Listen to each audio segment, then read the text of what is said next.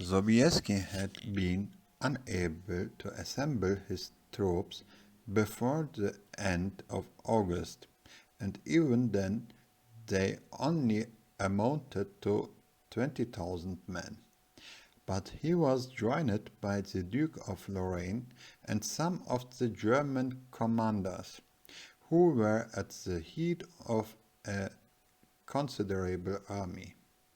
And the Polish king crossed the Danube at Tulm, above Vienna, with about 70,000 men. He then wheeled round behind the Kahlenberg mountains to the northwest of Vienna, with the begin of taking the besiegers in the rear. The vizier took no heed of him, nor was any opposition made to the progress of the relieving army through the difficult country which it was obliged to traverse. On the 11th of September, the Poles were on the summit of the Mount Kahlenberg, and from his hill, says the biographer of Sobieski, the Christians were presented with one of the finest and most dreadful prospects of the greatness and human power, an immense plain, and all the islands of the Danube covered with pavilions whose magnificence seemed rather calculated for an encampment of pleasure than the hardships of war, an innumerable multitude of horses, camels, and buffaloes.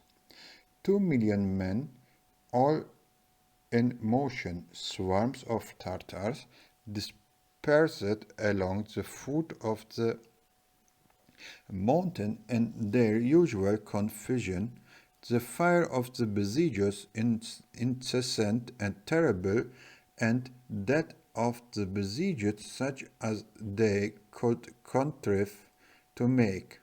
In fine, a great city distinguishable only by the tops of the steeples and the fire and smoke that covered it.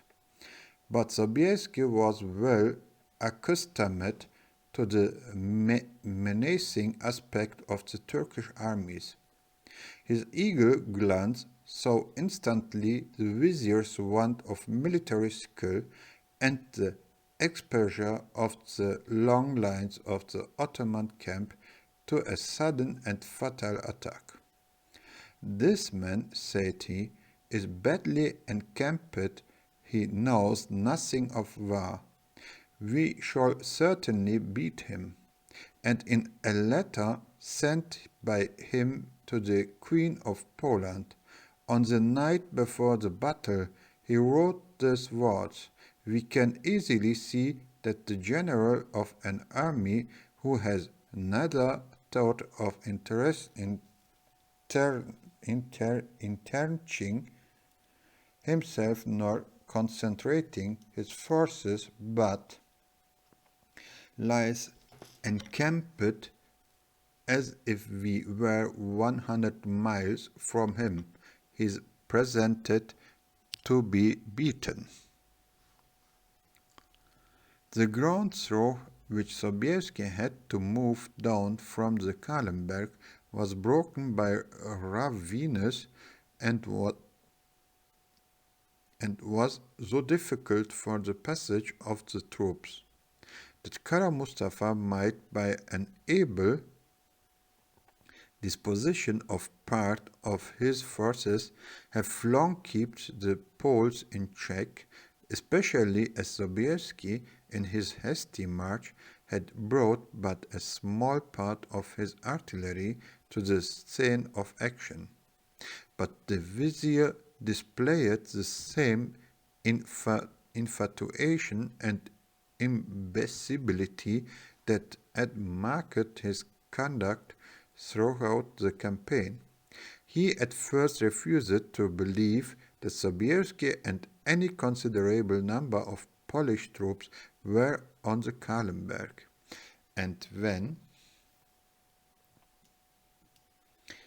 and and oh, where is when? And when at the last convinced that an attack would be made upon his lines, he long delayed the necessary order for the occupation of the hollow ways through which alone the Poles could debouch from the slopes of the high ground which they had gained.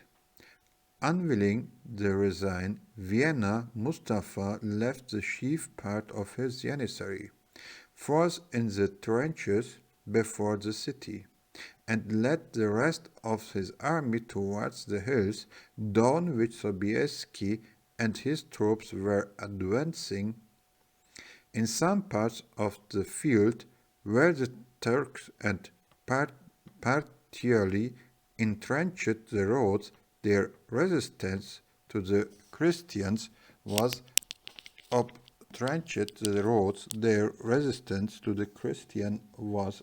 obstinate. But Sobieski led on his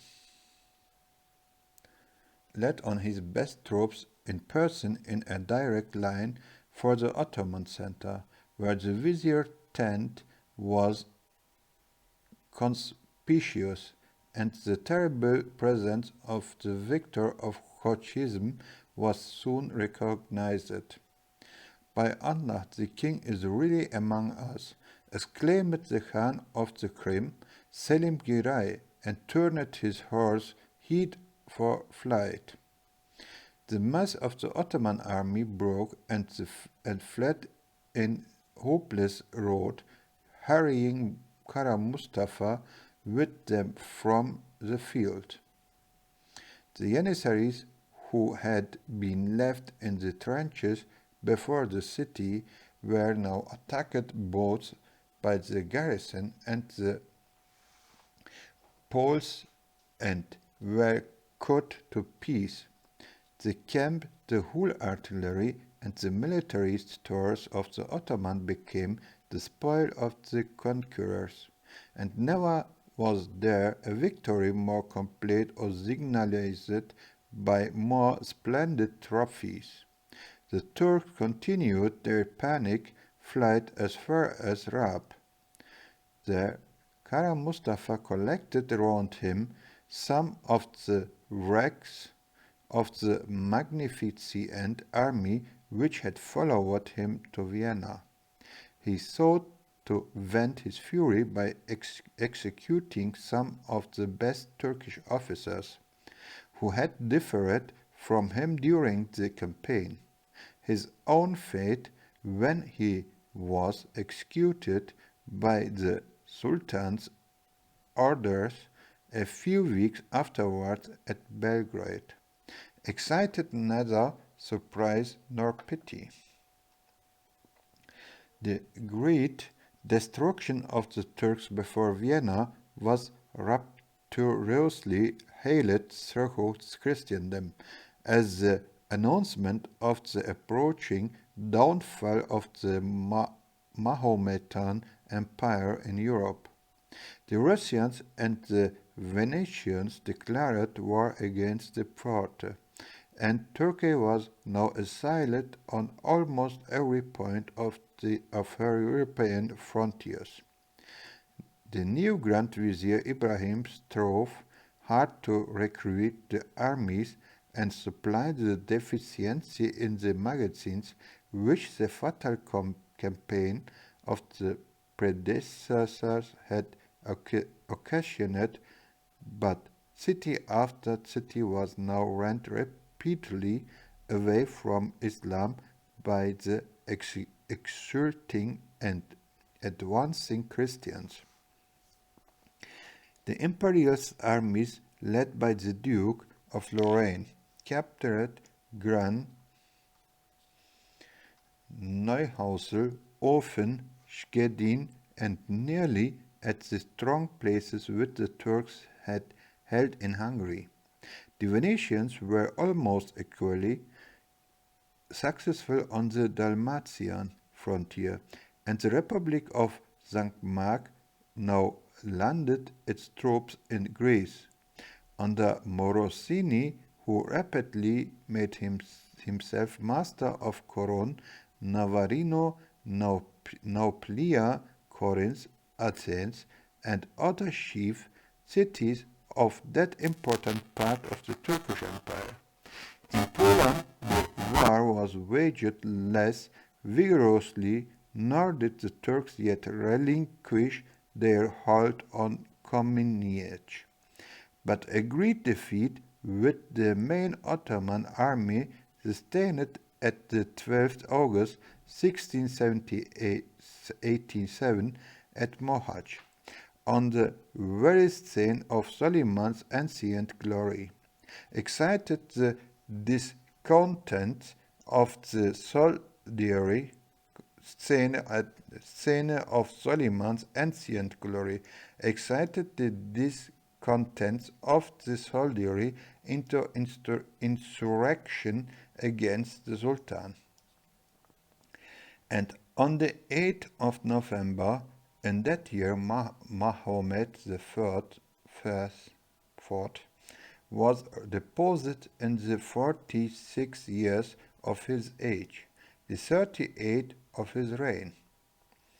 It had been the good fortune of this prince to have able grand viziers during a considerable part of his reign, but he chose his ministers from female influence or personal favoritism, not from discernment of merit, as was proved when he entrusted power to Kara Mustafa, who did more to ruin the Ottoman Empire than any other individual that is mentioned in its history.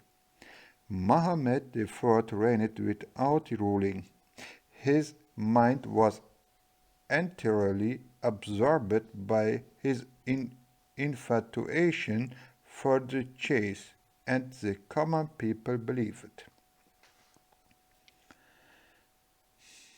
that he was under a curse laid on him by his father, Sultan Ibrahim, who had been put to death when Mahomet was placed on the throne, and who was said to have prayed in his last moments that his son might lead the wandering life of a beast of prey.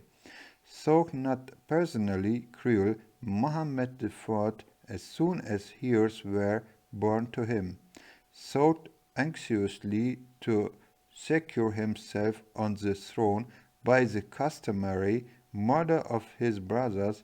They were saved from him by the exertions of the Sultana Walide and his ministers, but he often resumed the unnatural design. His mother, the Sultana Walide Tarkan, was determined at even the risk of her own life to shelter her two younger sons from being slaughtered for the further security of the elder. And she took at last the precaution of placing the two young princes in an inner room of the place, which could only be reached by passing through her own apartments. Even there one night the Sultan himself entered with a dagger in his hand and was gliding through to the chamber where his brothers lay. Two pages watched near the Sultana Walide. They dared not speak in the presence of the imperial manslayer, but on one of them touched her and awakened her. The mother sprang from sleep and clinging round the Sultan. implored him to strike her dead before he raised his hand to shed his brother's blood. Mohammed, accustomed to yield to the superior spirit of the valide, renounced for the time his shame of fratricide and retired to his apartment. But on the morrow he put to death the two slaves who had hindered him from effecting the murderous project which he wished to have accomplished, but which he wanted nerve to renew. Timidly vindictive and selfishly rather than constitutionally cruel. Mohammed continued to long for the death of his brothers, though he hesitated to strike. And when he was at last deposed to make room for his brother Suleiman and the throne, he may have regretted that his infirmity of purpose had spared the fated rival, whom an adherence to the old fratricidal canon of the House of Ottoman would have removed forever from his path. In the reign of Mohammed IV, another innovation on the ancient stern institutions of the empire was completed, which also was probably caused as much by weakness as by humanity. It was in 1675, in the last year of the vizierate of Ahmed Kuprili, that the final levy of 3,000 boys for the recruiting of the Turkish army was made on the Christian population of the Ottoman Empire in Europe. The old system of filling the ranks of the Janissaries exclusively with compulsory conscripts and converts from among the children of the Rayas, and had been less and less rigidly enforced. Since the time of Amurath IV, admission in the corps of Janissaries now conferred many civil as well as military advantages, so that it was eagerly sought by men who were of Turkish origin and born to the Mohammedan faith. The first measure of relaxation of the old rule was to treat those who were the children of Janissaries as eligible candidates of enrollment. Other Muslim volunteers were soon received, and the levies of the tribute of children from the Christians grew less frequent and less severe, though they were still occasionally resorted to in order to supply the thousands of pages who were required to people the vast chamber of the Saray, and who were in case of emergency drafted into the army of the state. But ever since the year 1675, the rayas of the empire have been entirely free from the terrible tax of flesh and blood, by which the Ottoman military force was sustained during its early centuries of conquest. With this change in the constitution of the Corps of Janissaries, the numbers of that force were greatly increased. Large bodies of them were now settled with their families in the chief cities of the empire, where they engaged in different trades and occupations. So, still able to contend at sea with such an enemy as Venice, the Sublime Porte had seen a still greater decline take place in its naval power than its military compared with the state of its fleets and armies in the days of the great Suleiman. This was principally caused by the progress of carelessness and corruption in the navy boards and arsenals at Constantinople, but much of it was due to the Sultan's losing that firm hold on the resources of the Mohammedan powers of North Africa, which his great ancestor possessed when Barbarossa and Dragut executed his bidding with the fleets of Tripoli, Tunis, and Algiers. The Barbaresque regencies had in the middle of the 17th century become particularly independent states.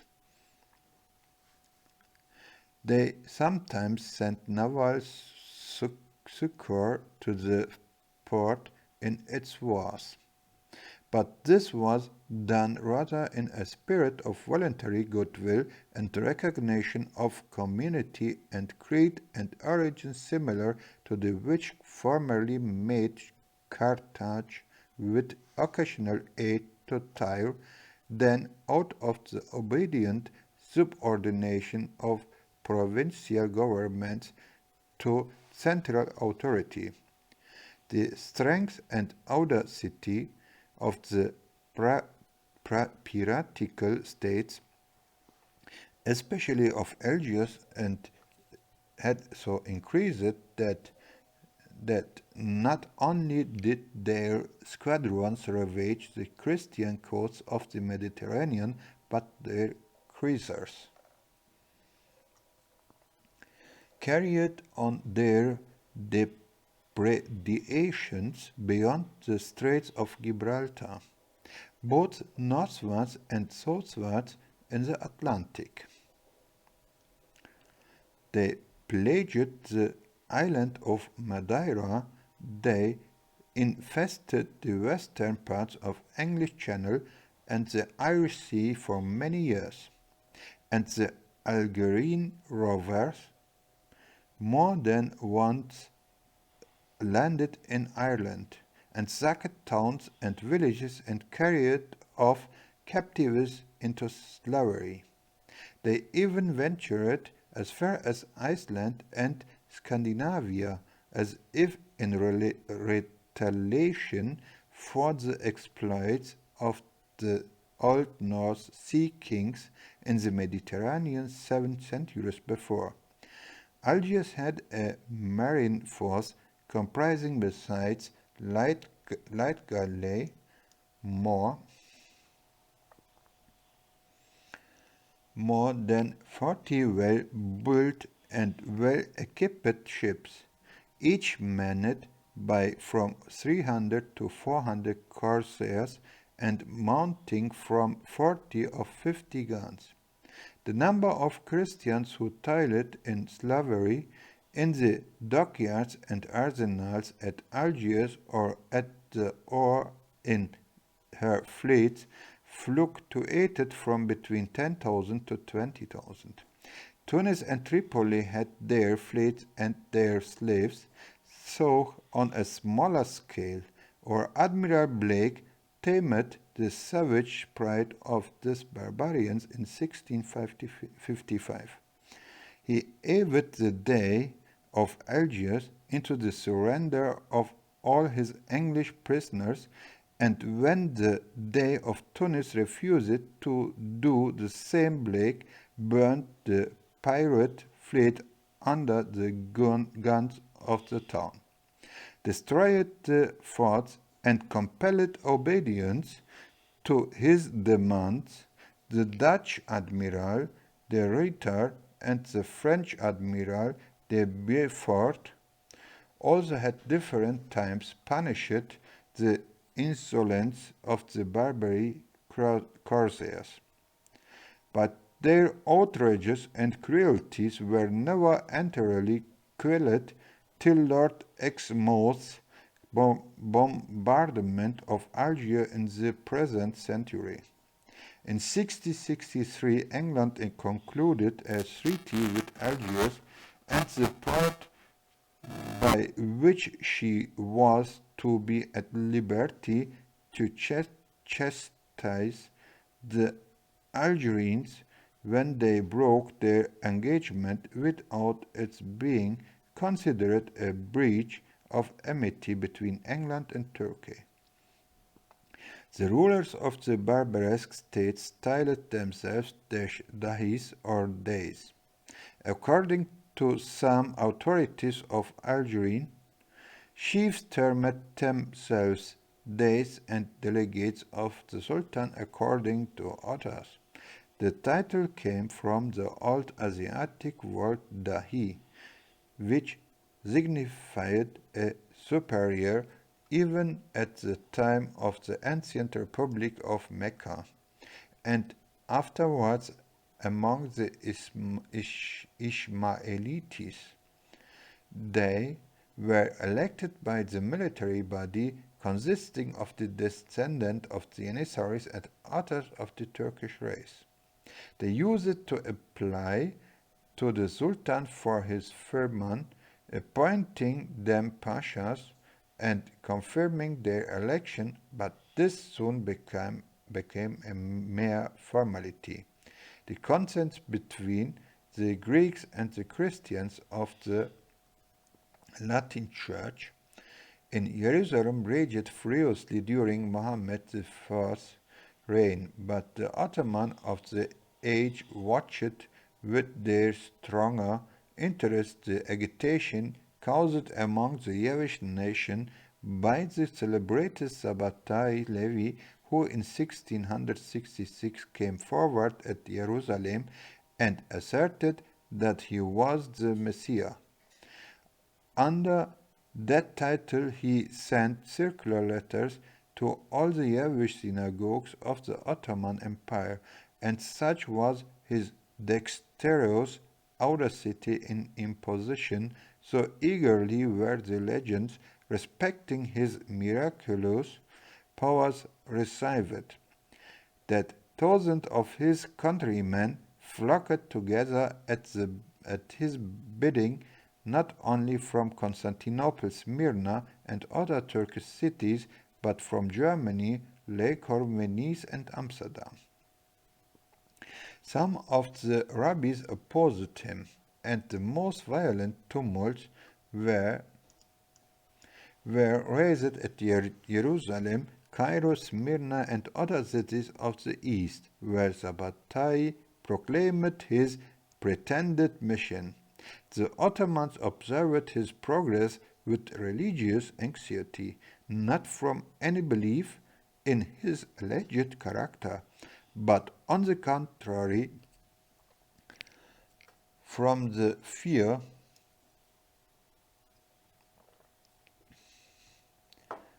that he was the Dajjal or Antichrist, who, according to the Mohammedan creed, is to appear among mankind in the last days of the world.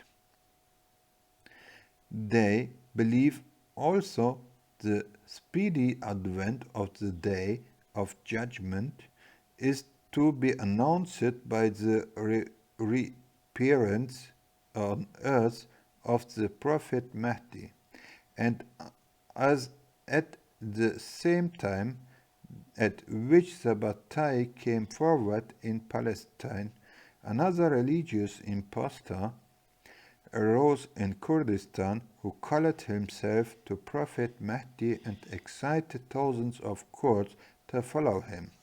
The alarm of many Orthodox Muslims at this combined signs of the end of the world was extreme. The Vizier Ahmed Kupreli,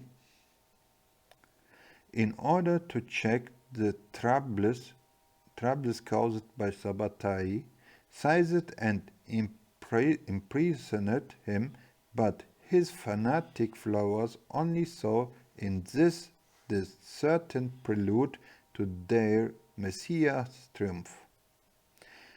They said that according to an ancient prophecy, Messiah was to disappear for 9 months and was then to return mounted on a lioness, which he was to guide with a bridle made of 7-headed serpents.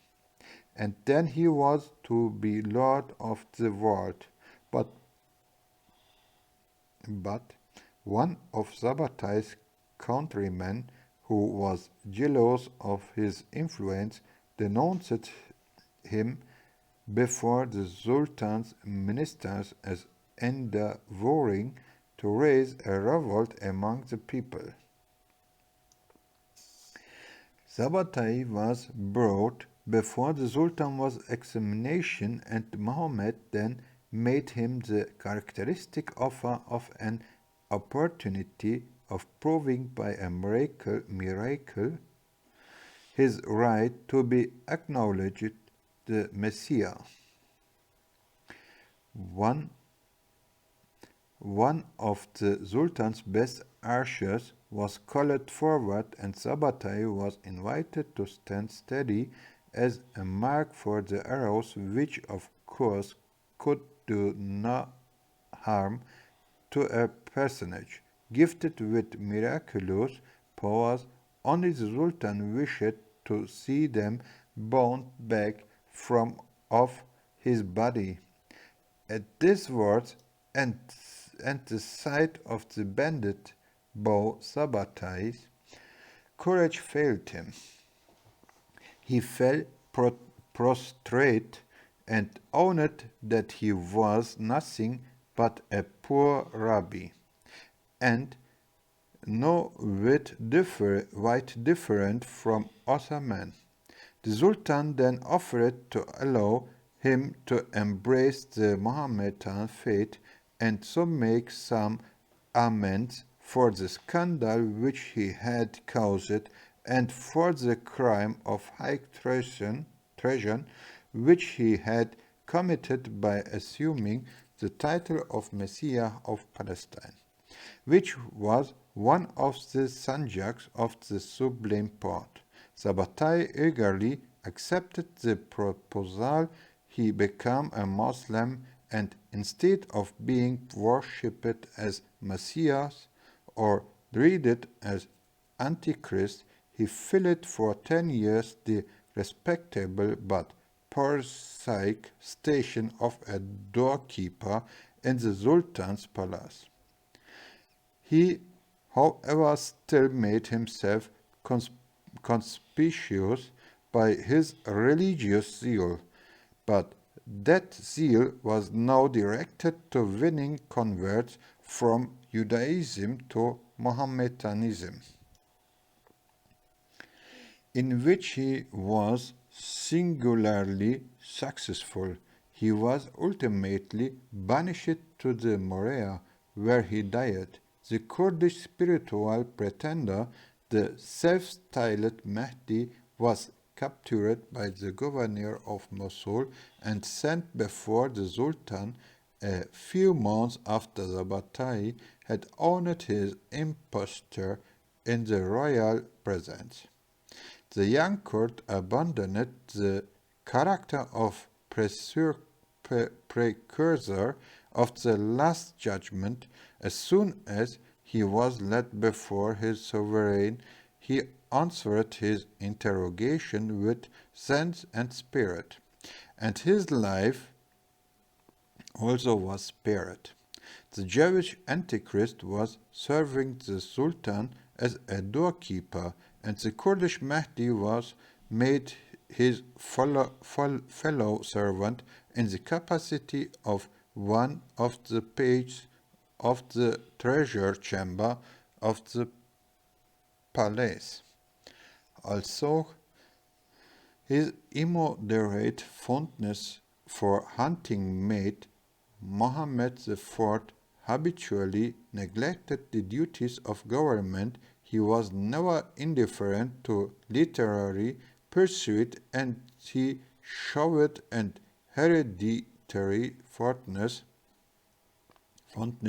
for the Society of Learned Men.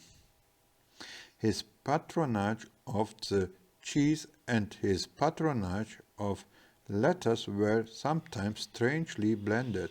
He was liberal in his encouragement of historical writers, especially of such as professed to record the current history of his own reign.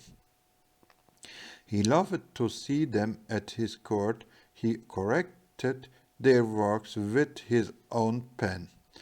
But he expected that each royal hunting should be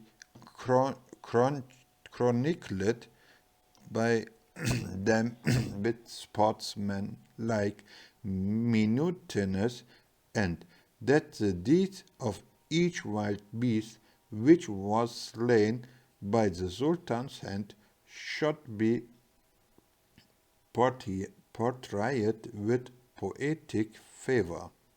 A despotic patron is dangerous to the life of the another author as well as to the vitality of his works. The Turkish historian Abdi was one whom Sultan Mohammed IV delighted to honor. The Sultan kept him always near his person and changed him with the special duty of writing the annals of his reign. One evening, Mohammed asked him, "What hast du written today?" Abdi incautiously answered that nothing sufficiently remarkable to write about had happened that day. The Sultan darted the hunting spear at the unobservant companion of royalty, wounded him sharply, and exclaimed, "Now thou hast something to write about."